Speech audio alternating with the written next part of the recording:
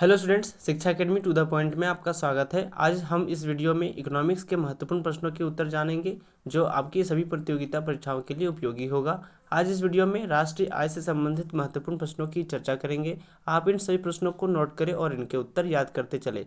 यदि इस चैनल में आप नए हैं तो सब्सक्राइब जरूर करें ताकि इस तरह की जानकारी आपको समय समय पर मिलती रहे। चलिए जानते हैं पहले प्रश्न में क्या पूछा जा रहा है।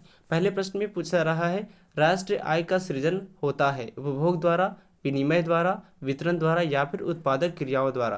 तो इस प्रश्न का सही उत्तर होगा विकल्प डी, उत्पादक क्रियाओं द्वारा। अगले प्रश्न में पूछा रहा है, भारत में वित्तीय या लेखा वर्ष की अवधि होती है 1 जनवरी से 31 दिसंबर, 1 जुलाई से 30 जून, 1 अप्रैल से 31 मार्च या फिर 1 सितंबर से 31 अगस्त। तो इस प्रश्न का सही उत्तर होगा विकल्प सी, 1 अप्रैल से 31 मार्च। तो बढ़ते हैं अगले प्रश्न में।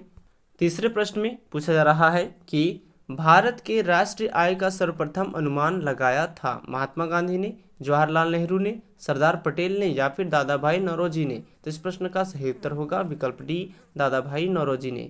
अगले प्रश्न में पूछा रहा है, राज्य घरेलू उत्पाद का आकलन किया जाता है वर्तमान मूल्यों पर, स्थिर मूल्य पर, ए तथा बी दोनों पर या फिर इनमें से कोई नहीं। इस प्रश्न का सही उत्तर होगा विकल्प सी, ए तथा बी दोनों पर। तो बढ़ते हैं अगले प्रश्न पर।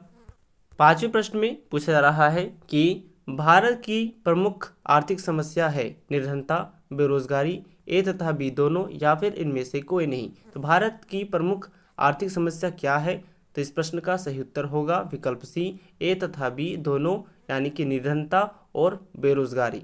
अगले प्रश्न में पूछा जा रहा है, भारत सरकार का नवीन आर्थिक नीति कब लागू हुआ?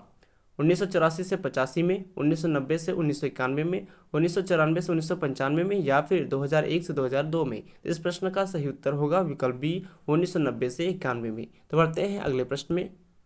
सातवें प्रश्न में पूछा जा रहा है कि राष्ट्रीय आय में सम्मिलित रहती है घरेलू उद्योगों की आय, विदेशों से प्राप्त आय, ए तथा बी दोनों या फिर इनमें से कोई नहीं। इस प्रश्न का सही उत्तर होगा विकल्प सी, ए तथा बी दोनों। अगले प्रश्न में पूछा रहा है, किसी अर्थव्यवस्था में एक चक्रीय प्रवाह का निर्माण करते हैं उत्पादन, आय, व्यय या फिर ये तीनों। तो इस प्रश्न का सही उत्तर होगा विकल्प डी, ये तीनों। तो बढ़ते हैं अगले प्रश्न में। नौवें प्रश्न में पूछा जा रहा है कि दादा भाई नौरोजी के अनुसार 1868 में भारत का प्रति व्यक्ति आय कितना था? 20 रुपये, 25 रुपये, 30 रुपये या फिर 50 रुपये।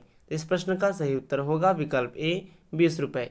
अगले प्रश्न में पूछा रहा है, राष्ट्रीय की गणना किस पद्धति पर की जाती है? उत्पादन गणना विधि, व्यय गणना विधि, आय गणना विधि या फिर इनमें से सभी। तो राष्ट्र की गणना किस पद्धति पर की जाती है? तो इस प्रश्न का सही उत्तर होगा विकल्प डी, इनमें से सभी। इस तरह की जानकारी प्राप्त करने के लिए इस चैनल पर बने रहे। यदि यह वीडियो अच्छा लगा हो तो लाइक, शेयर एंड सब्सक्राइब जरूर करें और अपना विचार कमेंट करें। तो फिर मिलते हैं अगली वीडियो में नए प्रश्नों के साथ। धन्यवाद।